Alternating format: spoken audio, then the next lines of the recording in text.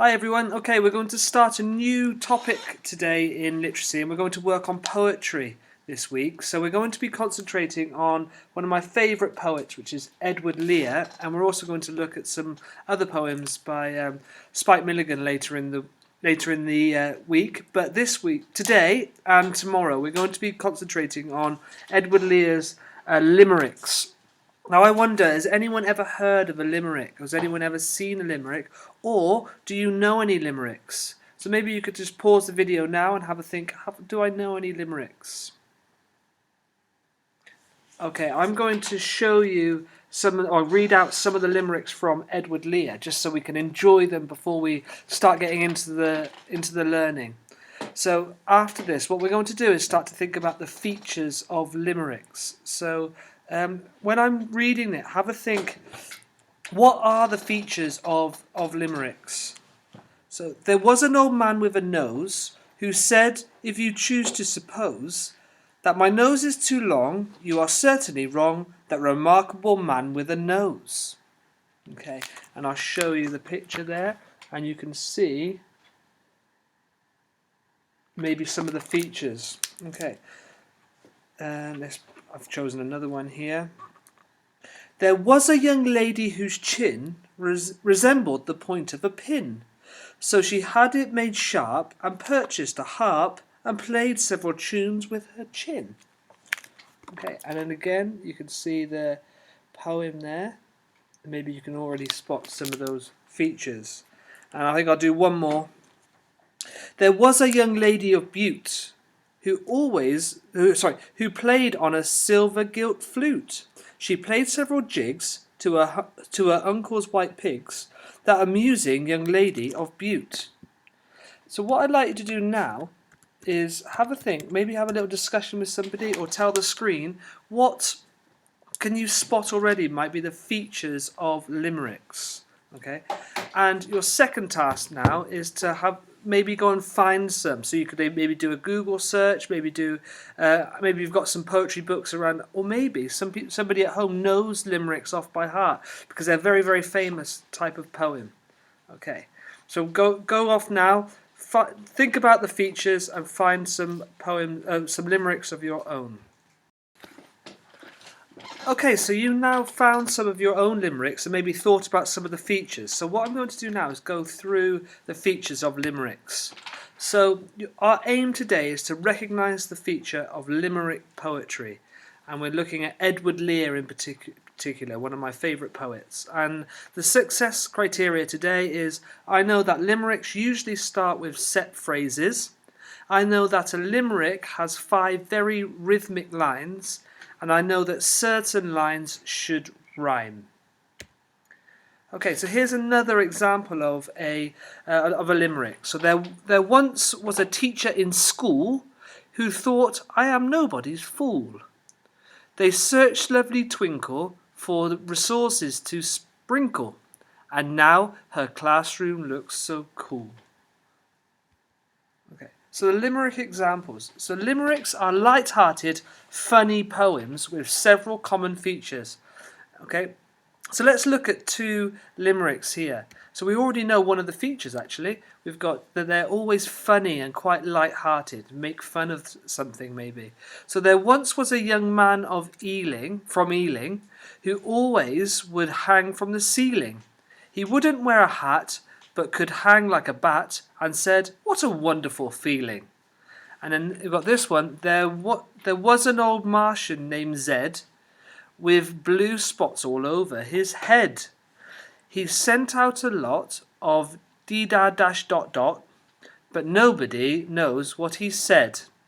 Okay, so maybe have a think now, can you spot any more of the features apart from them being funny and light-hearted? Pause the video now, see if you can spot any.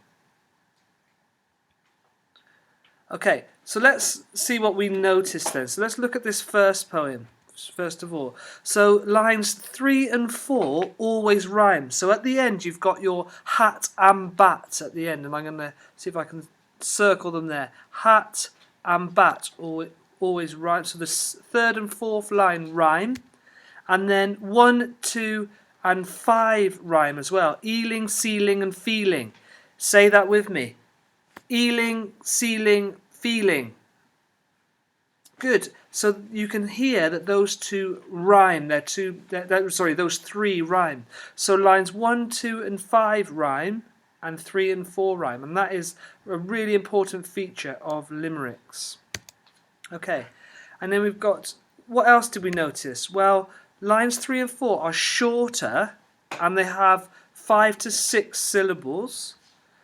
And 1, 2 and 5 are longer and have approximately the same number of syllables, so around 8 to 10 in each. Okay, and then, but the rhythm is really important. So you've got da-dum, da-dum, da-dum, da-dum, da-dum, da-dum, da-dum, da-dum, da-dum, da-dum, da-dum, da-dum, da-dum.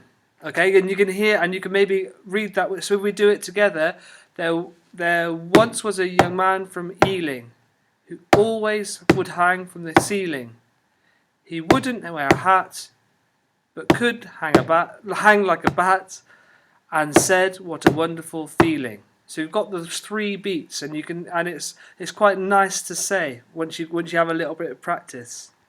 Okay, so we can look as well. Another feature is that they always, or most of them, start with "there once was a." So it could be there once was a young man. There once was a young lady. There once was an old man. Okay, so the first line begins with a typical phrase like this one. Okay, and the second line gives more detail about the subject. That's very important. And lines 3 and 4 give us some action about the subject. So what they actually did, maybe, and it's often the funny bit, the maybe a little bit out there, a bit crazy bit. Okay, and then the first line sets up the subject, so it usually ends with the name of a person or place. So it could be there was a young man called somebody. Okay, the last line is usually the punchline. Okay, and the punchline means that it's quite funny usually, and it tells you, oh, all that happened, and then this really funny thing happened at the end. So that's the consequence.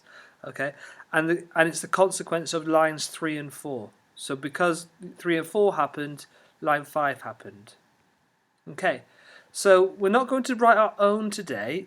What you're going to do is you're going to have a look at your activities in your responses. And what I want you to do is look on the first page. I want you to take some photos or insert some limericks that you found, some funny limericks, maybe your favourites. Okay, and then on the second page, your second activity is to write out all the features of a limerick. Okay, all the things that you need to include. And then on the third page, I'd like you to read out your very favourite limerick. Okay, thinking about that rhythm and thinking about having that nice clear reader's voice that we always look for. So task 1, find your own limericks. Task 2, find the features. Task 3, read a limerick out. Okay, and I really look forward to finding some funny limericks, because I do love these, and tomorrow is going to be your chance to write your own and be a bit wild and crazy with them. Okay, so I really look forward to seeing your responses. Good luck with your learning today.